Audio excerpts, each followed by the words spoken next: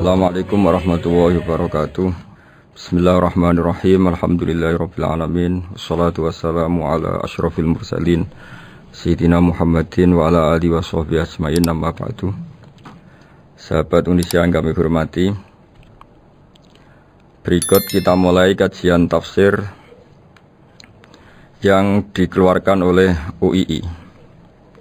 Mari kita mulai dengan surat Al-Baqarah. Bismillahirrahmanirrahim. Alif lam mim. Dzalikal kitabul la raiba fihi hudal lil muttaqin. Di sini diterjemahkan Alif lam mim ini termasuk ayat-ayat yang oleh para ulama dianggap mutasyabihat. Artinya kita tidak boleh memaksakan maknanya. Kita cukup iman bahwa itu dari Allah Subhanahu wa taala. Ini termasuk ayat-ayat yang kita percaya bahwa ada makna yang diinginkan Allah, tapi kita tidak perlu menduga-duga apa sepersisnya makna itu. Dzalikal kitabul la raiba fihi, kitab ini tidak ada yang diragukan. Hudal lil muttaqin, petunjuk bagi mereka yang bertakwa. Sahabat Indonesia yang kami cintai, yang kami hormati, muttaqin dari kata kerja ittaqa yattaqi ittiqaan. Maknanya adalah menjaga diri. Ada 3 kelas muttaqin dalam terminologi para ulama, istilah yang dikeluarkan para ulama. 1, muttaqin orang yang menghindari perilaku syirik atau perilaku kekafiran.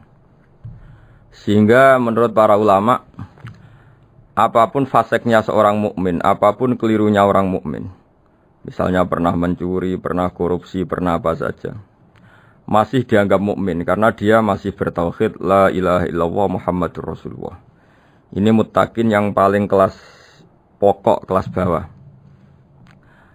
Kemudian ada muttaqin kelas kedua, yaitu mereka yang menghindari dosa besar tapi tidak bisa menghindari dosa kecil.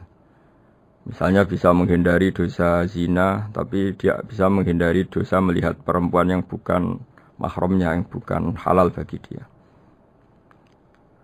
Ketiga muttaqin paling ideal, yaitu menghindari dosa besar, juga menghindari dosa kecil, bahkan menghindari sesuatu yang tidak penting. Ini yang dalam terminologi ulama disebut para wali atau para ulama, yaitu yang dalam ayat ala inna awliya Allahi la khaufun alaihim wa lahum yahzanun. Ini penting kami jelaskan kelas-kelas muttaqin supaya bahwa mukmin tidak pernah keluar dari status iman meskipun dia pernah melakukan satu kesalahan besar. Karena yang dikatakan mukmin adalah siapapun yang meyakini kebenaran risalah Muhammad, risalah yang dibawa Muhammad, berarti dia mukmin. Soal dia melakukan dosa atau apa saja itu menjadikan dia fasik, tapi tidak keluar dari status mukmin. Ini yang dimaksud dalam sebuah hadis, man qala la ilaha illallah dakhalal jannah. Siapapun yang pernah melafadzkan la ilaha illallah iman, maka dia pasti nanti masuk surga. Kemudian ada beberapa pertanyaan dari para sahabat dengan masa lalu orang itu yang macam-macam, Nabi tetap menjawab meskipun dengan masa lalu yang macam-macam. Sebab itu perlu dikaji serius, sebagaimana ada yang ditafsir Sawi bahwa muttaqin itu dari kata kerja ittaqa yattaqi ittiqaan atau ittaqa yattaqi taqwan. Ini maknanya orang yang menjaga diri. Tentu menjaga diri ini ada yang kelas premium, kelas sempurna. Jadi sesuatu apa saja yang bahaya kita jaga, termasuk dosa kecil, melakukan hal yang tidak penting. Ada orang mukmin yang hanya bisa menjaga dari dosa kekafiran, dosa kemusyrikan. Ini pun dengan segala kesalahannya masih ada kemungkinan dimaafkan Allah. Karena Allah pernah berfirman, innallaha la yaghfiru ayyushraka bihi wa yaghfiru ma duna dzalika liman yasha. Allah tidak akan memaafkan dosa syirik, tapi Allah masih bisa memaafkan atau masih berkenan memaafkan dosa di luar syirik. Kemudian yang perlu mengerti oleh sahabat Indonesia adalah makna la raiba fihi. Ini yang perlu kami ungkap, bahwa Al-Quran ini tidak ada keraguan padanya. tidak ada keraguan, ini yang mudah kita teliti karena kita orang Indonesia, mungkin rasa-rasa sastra Arab enggak kental. Mari kita teliti dari segi makna, karena makna ini rasa dan rasa itu universal. Begini misalnya, dulu orang-orang kafir Mekah karena mereka penyembah berhala, penyembah Tuhan-Tuhan yang banyak, itu memprotes. Mereka memanggil tentu masih Muhammad, belum ya Rasulullah. Muhammad, kamu mengajak ke Tuhan berapa? Rasulullah menjawab, ke Tuhan yang satu. Lalu mereka bertanya, Muhammad, urusan kita ini banyak, problem kita banyak. Tuhan banyak saja tidak bisa menyelesaikan, apalagi satu Tuhan. Ini yang diceritakan dalam sebagian ayat disebut, Aja'alal alihata ilaha wahida inna hadza lasyai'un ujab. Bagaimana mungkin Tuhan itu satu? Harusnya Tuhan itu banyak karena urusan kita banyak.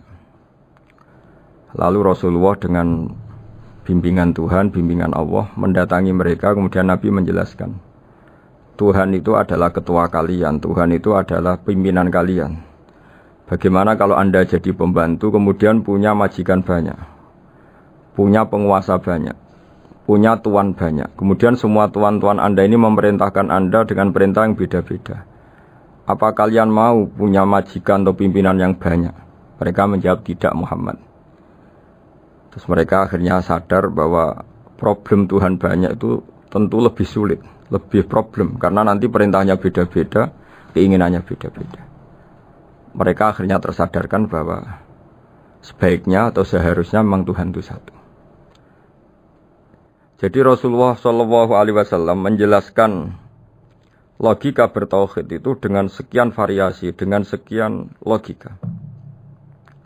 Kemudian Nabi kedua juga menjelaskan logika kompetisi. Kata Nabi yang karena bimbingan Allah diberi satu pengertian. Andai kan Tuhan itu 2 atau 3, kemudian berebut dalam tahta aras atau tahta yang di alam raya ini, sebagaimana lazimnya para penguasa, maka pasti ada yang menang, ada yang kalah. Dan yang kalah tentu gak layak sebagai Tuhan. Ini yang disebut wala ala ba'duhum ala ba'd. Tentu kalau Tuhan itu banyak, mereka akan berkompetisi, akan bertarung. Dan pasti pemenangnya ya satu, karena memang layak jadi Tuhan tetap satu. Sadarlah bahwa orang-orang kafir Quraisy, orang-orang kafir saat itu sadar pentingnya bertauhid. Ketiga, Nabi juga menjelaskan tauhid secara ilmu logika. Begini para pendengar. Kalau dalam teori ilmu tauhid yang agak jelimet dijelaskan begini. Jika ada 2 Tuhan, maka alam raya ini enggak menjadi alam. Logikanya adalah 2 Tuhan ini bisa kamu katakan sama-sama kuat. Ketika sama-sama kuat kemudian ingin menciptakan langit, yang satu ingin menciptakan bumi, yang satu menolak menciptakan bumi misalnya. Atau yang satu ingin menciptakan langit, yang satu menolak ingin menciptakan langit. Kemudian ternyata bumi ini terbukti wujud. Logika awam adalah yang berhasil menciptakan bumi berarti Tuhan. Yang gagal atau kudrohnya gagal, kemampuannya gagal tidak bisa menciptakan bumi, gagal menjadi Tuhan. Ini logika awam. Logika ini pun kita terima. Tapi kalau menurut logika ahli tauhid, ahli pakar-pakar logika, cara berpandangan begini. Ketika Anda mengatakan ada 2 Tuhan yang sama-sama kuat, kemudian terbukti yang satu mampu menciptakan bumi, yang satu tidak. Bahasa Anda mengatakan sama-sama kuat ini sudah batal dari awalnya, karena terbukti bahasa Anda salah, sama-sama kuat ternyata yang satu tidak mampu. Sehingga dalam pikiran orang-orang ahli tauhid mengatakan membayangkan Tuhan saja itu enggak kebayang, karena turunan kata ini pasti selalu salah. Karena tadi misalnya dikatakan andai kan ada 2 Tuhan, kemudian yang satu mampu menciptakan bumi, yang satu tidak. Padahal Anda tadi bilang sama-sama kuat, ternyata terbukti yang satu tidak kuat. Berarti kata Anda sama-sama kuat ini salah. Ini pula yang diajarkan Rasulullah lewat bimbingan Allah, lewat wahyunya yang disebut Kullau kana fihi ma alihatun illallahu la fasadata. Karena kalau ada 2 Tuhan pasti kamu sifati sama-sama kuat. Ternyata sifat sama-sama kuat ini batal demi hukum, karena ternyata yang satu tidak mampu menciptakan bumi. Atau kamu sifati 2 Tuhan ini sama-sama lemah. Itu tidak mungkin lagi karena ternyata bumi ini terbukti wujud. Pasti penciptanya ini tidak yang sangat kuasa. Jadi logika-logika tauhid sedemikian dibangun oleh Rasulullah lewat bimbingan Allah Subhanahu wa taala. Logika keempat supaya kita iman dan tambah kuat imannya adalah logika yang mudah dicerna oleh kebanyakan orang atau yang bisa diindra. Begini misalnya dalam sebuah ayat di surat Al-Kahfi, kemudian di awal surat Al-Ahqaf, kemudian di sebagian surat At-Tur, ada penjelasan begini. Ketika Rasulullah mengajak manusia menyembah Allah, kemudian orang-orang kafir tanya, lalu Tuhan kamu siapa Muhammad? Tuhan saya adalah Allah menciptakan langit bumi. Terus mereka berandai-andai, ada Lata, ada Uzza, ada Manat, ada Hubal. Itu Tuhan-Tuhan kami. Terus Rasulullah bertanya, apakah Tuhan-Tuhan yang kamu sembah itu memberi kontribusi saat langit dan bumi diciptakan? Mereka menjawab, tidak Muhammad, itu Tuhan-Tuhan yang kami bikin. Begitu juga asumsi tentang Tuhan-Tuhan yang lain. Apakah Isa ikut menciptakan bumi atau menciptakan langit? Tentu jawabannya tidak. Karena Isa lahir di bumi, orang tahu tanggal lahirnya, tahu tahunnya, dan sebelum ada Isa juga sudah ada bumi. Sehingga untuk menetapkan tauhid, berkali-kali Quran tanya, Amman khalaqas samawati wal ardu, siapa sih yang menciptakan langit bumi? Siapa sih yang menurunkan air dari langit? Siapa yang mengatur ini, itu, ini, itu? Akhirnya mereka menjawab, itu semua Allah Muhammad. Begitu juga kemungkinan setan misalnya. Setan itu fisik atau makhluk atau apa saja yang tidak kita lihat. Kemudian setan itu lewat rayuannya, lewat tipu dayanya ingin disembah. Kata Allah menjelaskan ini, ma asyadtuhum khalqas samawati wal ardi wala khalqa anfusihim. Kamu tidak perlu takut sama setan atau apalagi menuhankan setan. Setan itu tidak yang punya reputasi menciptakan langit dan bumi. Bahkan setan tidak bisa menciptakan dirinya sendiri. Ini menjadi pengetahuan bagi kita betapa bagi pakar-pakar tauhid, ahli tauhid, ketika setan nyatanya diusir dari surga, itu pun versi mereka. Versi mereka pun mengatakan seperti kita bahwa setan itu diusir dari surga dan ya keluar dari surga. Kalau setan itu Tuhan, tentu diusir gak mau, karena di surga itu nikmat. Ketika setan diusir dari surga ya keluar, dia juga jadi makhluk yang hina-dina. Berarti dia tidak punya kekuasaan, bahkan pada dirinya sendiri. Dipaksa keluar dari surga ya keluar, dipaksa menjadi ahli neraka ya jadi ahli neraka, dipaksa jadi apa saja juga dia akan jadi seperti yang dipaksakan. Ini menunjukkan bahwa setan adalah tahta kudratillah, tahta qahrillah, tahta satwatillah, bahwa setan pun dalam kendali kekuasaan Allah. Makanya Allah mengatakan kamu tidak usah menyembah setan, tidak usah nurut sama setan. Setan itu lemah sekali, karena faktanya dia tidak bisa memaksakan keinginannya. Ini yang oleh Allah disebut dalam firman-Nya inna kaidas syaitani kana dhaifa. Setan itu lemah sekali. Ini perlu saya sampaikan ke para pendengar Unisia bahwa bertauhid itu ada sekian logika. Logika kelima adalah logika orang awam. Awam sekali. Suatu saat ada perdebatan antara Abul Hasan al-Asy'ari. Abul Hasan al-Asy'ari ini tokoh ahli sunnah paling populer dalam ilmu logika. Dia mengatakan orang menemukan Tuhan itu harus lewat logika yang cermat. Tidak boleh taklid, hanya ikut-ikutan. Dia harus menemukan satu argumentasi bahwa Tuhan atau pencipta langit itu ada. Kemudian ada satu problem di mana orang-orang kampung atau orang-orang yang lugu atau orang-orang awam itu tidak bisa ilmu logika, ilmu mantek kalau dalam bahasa pesantren. Kata Abu Mansur, kata Abul Hasan al-Asy'ari, itu masih mungkin. Alhasil para ulama ini meneliti ke orang-orang yang lugu, yang di kampung, yang petani, yang lugu sekali. Apa yang mereka temukan? Ternyata mereka punya cara logikanya sendiri untuk menemukan Tuhan, Sang Pencipta. Pernah suatu saat ada seorang petani lugu, biasa menggembala unta, ditanya, Bima araf tarubak, lalu kamu yang petani ini yang hanya ngurusi sawah, ngurusi ladang, dengan cara apa kamu tahu kalau Tuhan itu ada?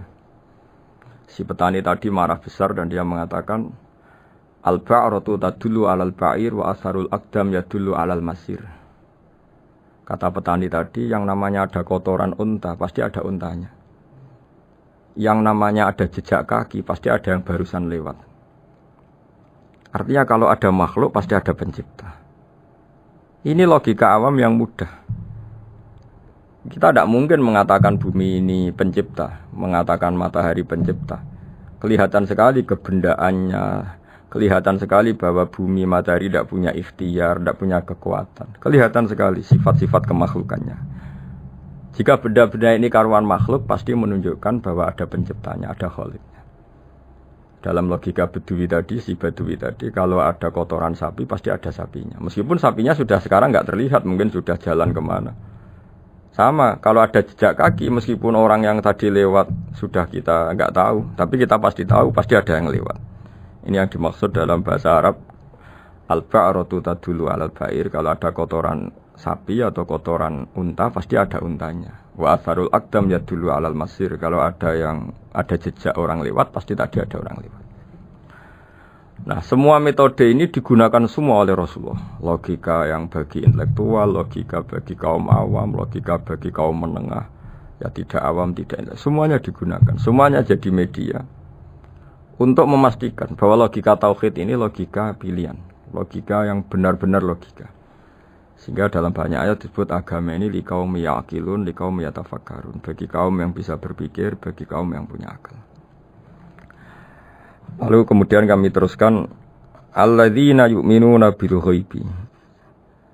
Ini kata ghaibi bukan kayak dalam bahasa Indonesia misalnya setan atau hantu disebut barang gaib. Kata ghaibi dalam bahasa Arab adalah perbandingan atau lawan kata dari al-musyahad yang bisa disaksikan langsung lewat indera.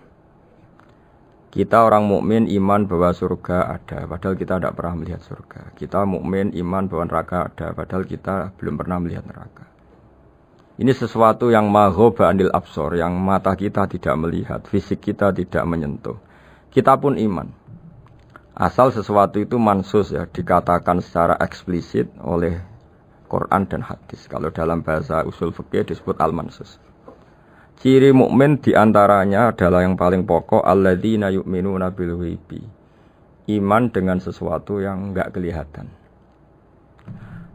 Lalu kemudian para ulama cara pandang beda-beda. Bedanya bukan karena mereka bertentangan enggak, tapi ini menurut kelas rasa yang berbeda-beda. Bagi orang-orang sufi ya, Allah itu tidak bisa dikatakan al-ghaib, sesuatu yang enggak kelihatan. Karena Allah itu begitu jelas, az-zahir. Kata orang sufi, Allah itu zahir. Begitu juga dalam Asma'ul Husna disebut Allah itu az-zahir, begitu jelas. Karena orang yang akalnya mapan, hatinya mapan, melihat satu lemari yang bagus, pasti langsung mensifati bahwa pembuatnya adalah orang yang hebat. Orang yang melihat mobil mewah atau pesawat yang canggih, pasti kepikiran pertama adalah pasti pembuatnya canggih.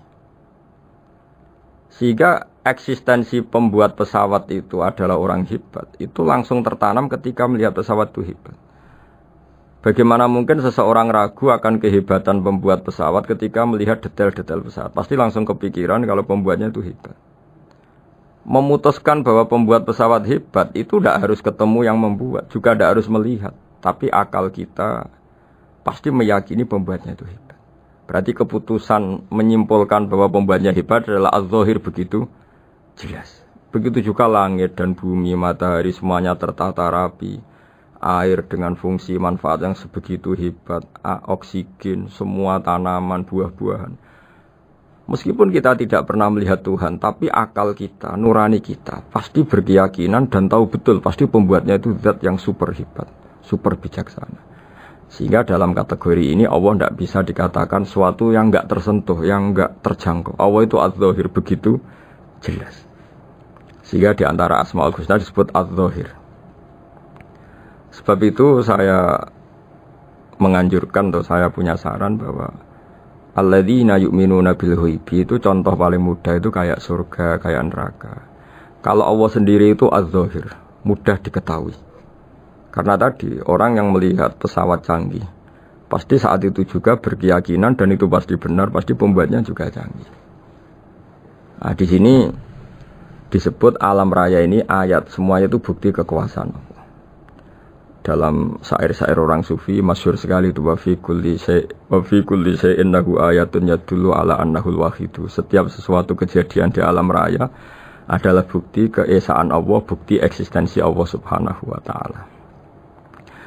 Sehingga dalam satu kisah, normalnya orang itu paling tahu itu dengan dirinya sendiri. Karena dia adalah dia. Tapi kalau Imam Sibawai, seorang pakar nahwu, mengatakan a'raful ma'arif Allah. Di alam raya ini yang paling mudah dikenali itu ya Allah, pencipta. Karena andai kan kita sendirian di hutan, kemudian kita mulai punya akal, kita mungkin tidak tahu diri kita ini siapa. Tapi setidaknya kita langsung menyimpulkan bahwa kita tidak bisa menciptakan diri kita sendiri. Ketika kita berkesimpulan tidak bisa menciptakan diri kita sendiri, pasti kita terus berkesimpulan ada di luar kita yang menciptakan kita. Nah, sebab itu kenapa sifat mencipta ini yang pertama kali dikenalkan oleh Allah kepada nabinya untuk dikenalkan kepada umatnya. Yaitu disebut Iqra bismi rabbikal ladzi khalaq. Muhammad, bacalah dengan nama Tuhanmu. Sifat Tuhan yang paling mudah dikenali oleh siapapun adalah sifat pencipta. Karena ketika seseorang yakin dia lahir sudah ada bumi, dia lahir sudah ada langit, dia pasti akan tahu bahwa dia ada penciptanya. Sehingga paling mudah mensifati Allah atau mensifati Tuhan adalah bismi rabbikal ladzi khalaq. Terus kemudian di antara ciri orang baik adalah wa yuqimunas shalat. Kemudian beriman kepada yang gaib, menegakkan salat. Kata menegakkan adalah dari kata menjaga aturan-aturan atau sesuai aturan-aturan salat. Kita tahu dalam salat ini ada beberapa syarat yang harus dipenuhi. Misalnya harus wudu, harus suci di tempat yang suci. Terus ada syarat-syarat dalam internal salat, dia harus baca Fatihah, harus tumakninah, macam-macam. Itu eksistensi definisi salat. Kemudian kata berdiri juga diartikan para ulama, eksistensi sholat harus diketahui secara publik, secara sosial. Karena sesuatu itu punya eksistensi kalau jadi konsensus atau diakui oleh publik. Di sini agama mewajibkan sholat jamaah. Kata banyak ulama, jamaah itu fardu kifayah, bahkan ada mengatakan fardu ain. Harus dijalankan orang banyak secara massal dan harus di tempat yang terbuka. Sehingga kata para ahli fikih, andaikan ada orang jamaah di dalam rumah tidak diketahui oleh banyak orang, belum mencukupi atau belum menggugurkan kewajiban jamaah. Sehingga eksistensi sholat harus diketahui secara publik. Sehingga dulu Rasulullah itu kalau sholat ya di masjid dan masjidnya terbuka. Sampai sekarang kita pun menyaksikan semua umat Islam kalau sholat di masjid yang terbuka. Sehingga dunia non-muslim pun tahu bahwa dalam Islam ada ritual, ya, ada ibadah yang bernama sholat. Hikmah kedua, dengan cara terbuka seperti ini, sholat itu menjadi gak pernah rubah mulai zaman Nabi sampai kiamat. Dengan tradisi jamaah, berarti kaifiyah atau cara sholat ini permanen. Bapak kita sholat ya seperti itu, imam seperti itu, anak cucu kita akan meniru kita ya seperti itu. Sehingga gak ada varian-varian yang hanya berdasar subjektivitas musolli yang sholat. Taruh saja kita misalnya jadi seorang sufi yang baru takut sama Allah atau baru usul kalau dalam bahasa sufi. Kemudian kita sholat sendiri di rumah, mungkin dengan gaya menangis, terseduh-seduh, macam-macam. Ini tentu tidak baik sebagai standar sholat. Begitu juga ada anak atau pedagang yang kesusu atau tergesa-gesa, kemudian sholat hanya sekian, 2 menit, 1 menit. Ini juga agak baik. Meskipun itu boleh dilakukan individu-individu. Tapi kalau dalam sholat jamaah, orang harus manut imam. Dan ada standarnya, misalnya tumakninah itu biqadri subhanallah, jadi ada ukurannya. Ini penting saya utarakan bahwa hikmah jamaah itu bukan sekedar dapat pahala 27 kalau sendiri, dapat pahala 1 itu enggak. Tapi ini menjaga eksistensi sholat supaya ya seperti ini terus sampai kiamat.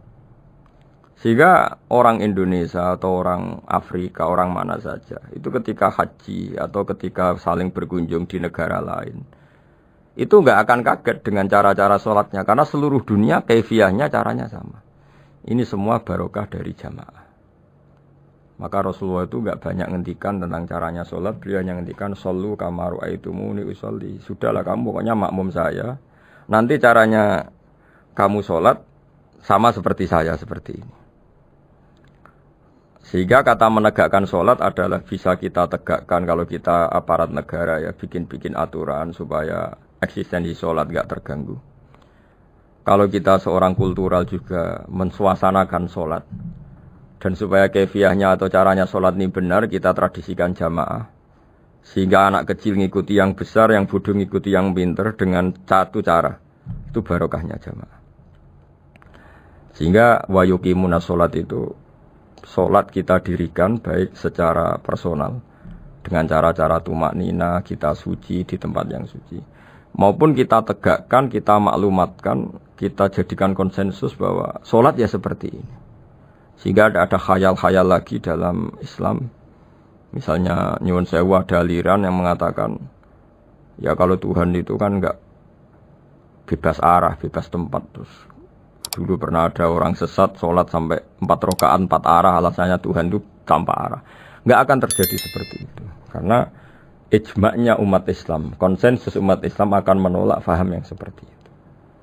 Jadi saya mohon sekali ini pentingnya jamaah. Dengan jamaah maka caranya sholat, cara meyakini madhab kiblat dan sebagainya terjaga ila yaumil qiyamah sampai hari kiamat. Terus sifatnya orang mukmin lagi wa mimma razaqnahum yunfikun dan menafkahkan sebagian rezeki yang kami berikan. Ya ini termasuk zakat, sedekah. Jadi ada sebuah riwayat mengatakan inna fil mali haqqon. Harta itu ada haknya yaitu zakat. Tapi ada juga saran inna fil mali haqqon siwa zakat. Di luar keharusan zakat juga ada hak-hak kita untuk memberikan sebagian rezeki kita. Taruh saja misalnya saya punya uang 10 juta. Secara nisab zakat belum sampai 1 nisab. Karena 1 nisab itu sama dengan nilai 84 gram emas. Itu kalau diuangkan, kalau 500 ribu ya sekitar 42 juta. Tapi kita sebelum punya 1 nisab pun tetap ada keharusan mengeluarkan sebagian. Yaitu tentu dalam fikih kita wajib mengeluarkan uang untuk anak kita, untuk istri kita. Itu yang wajib-wajib. Kemudian ada sosial, kita nyumbang masjid, nyumbang yatim piatu macam-macam. Sehingga kata para ulama, ciri utama mukmin diantaranya adalah melakukan zakat, baik zakat yang fardu maupun zakat yang sunat. Karena kata zakat itu dimaknai fardu sebetulnya definisi para ahli fikih untuk membedakan zakat yang wajib dengan sedekah. Tapi sebetulnya zaman dulu enggak ada seperti itu. Zakat itu maknanya bersihkan harta. Sedekah dari kata sedekah bukti benarnya iman. Jadi sedekah dari kata dari kosakata sedekah yasduqu sidqon, sesuatu yang membuktikan kita loyal itu disebut sedekah. Kita nikah, mas kawin di bahasa Arab kan sedekah dari kata sedekah juga. Kita bukti iman, loyal, kita sedekah. Bukti bahwa kita teman akrab disebut siddiq atau sodik. Kalau dalam bahasa Arab teman namanya juga sodik karena cara bertemanan secara benar, secara loyal. Sehingga wa mimma razaqnahum yunfikun ini ya memasukkan zakat yang dalam terminologi fikih yaitu zakat yang zakat al-wajibah atau zakat yang dengan makna lughat yaitu ya artinya asal membersihkan harta kita entah lewat zakat, sedekah, hadiah kepada orang-orang yang kita hormati, semuanya juga masuk dalam definisi zakat atau wa mimma razaqnahum yunfikun. Kemudian sifat terakhir dari orang muttaqin adalah walladzina yu'minuna bima unzila ilaika wa ma unzila min qablika bil akhirati hum yuqinun ulaika ala hudam mir rabbihim wa ulaika humul muflihun. Di sini diterjemah mereka yang beriman kepada kitab yang kami turunkan kepadamu dan yang diturunkan sebelum kamu. Ini kata yang diturunkan sebelum kamu penting sekali karena ciri utama Nabi adalah dia tidak pernah beda dengan Nabi sebelumnya. Karena kebenaran tauhid pasti tunggal. Nabi-nabi dulu pasti mengajarkan tauhid, hanya menyembah Allah. Enggak mungkin nabi berikutnya kemudian bikin ajaran baru dalam tauhid. Sehingga andaikan semua kitab Injil, Taurat itu masih versi yang orisinil, pasti enggak ada yang beda dengan Quran. Karena ciri utama kebenaran adalah iman dengan Quran dan iman kepada kitab yang diturunkan sebelum Al-Quran. Wabil akhirati hum yuqinun, mereka juga yakin akan datangnya hari akhir. yaitu bisa disebut yaumul ba'ats. Terus ketika semua kriteria itu terpenuhi, baru ulaika ala hudam mir rabbihim wa ulaika humul muflihun. Mereka itulah yang berada pada petunjuk Allah dan merekalah orang-orang yang berbahagia. Para pendengar sahabat Indonesia, semoga kajian ini bermanfaat. Dan ini mulai ayat 1 sampai 5 dalam surat Al-Baqarah, yaitu surat yang dalam tartibnya mushaf nomor 2 setelah Fatihah. Jadi kalau dalam ulumul Quran disebut ada surat yang berdasar nuzulul Quran, yaitu surat Iqra, kemudian Muddatsir. Ada urutan surat yang berdasar tartibul mushaf, yaitu yang kita punyai sekarang, yaitu Fatihah, terus Baqarah dan seterusnya. Dan urutan-urutan ini pun sesuai petunjuk Rasulullah SAW. Saya kira demikian. Mohon maaf atas semua kesalahan. Wassalamualaikum warahmatullahi wabarakatuh.